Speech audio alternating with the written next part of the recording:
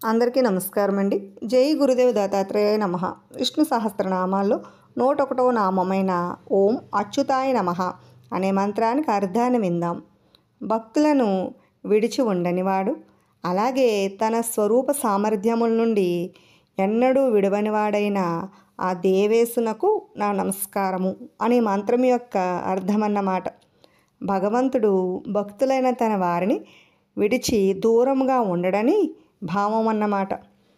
తస్మానచ్యుత పూర్వోహం అచ్యుతస్తేన కర్మణ తస్యాహం న ప్రణశ్యామి మిత్రభావేన సంప్రాప్తం నత్యదేయం కదంచన అనే ప్రామాణిక వాక్యమును బట్టి శరణాగతుడైన వాణిని ఎన్నటికీ విడవజాలడని భగవంతుడే తానే స్వయంగా చెప్పి ఉన్నందున ఆయన అచ్యుతుడైనాడు.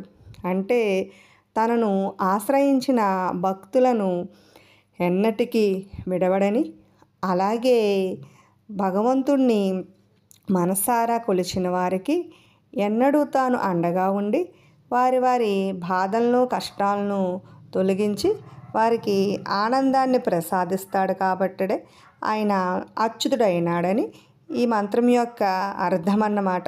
విన్నారు కదండి. ఇటువంటి మరెన్నో ఆసక్తికరమైన విషయాల కోసం మా ఛానల్ని సబ్స్క్రైబ్ చేసుకోండి. Thanks for watching.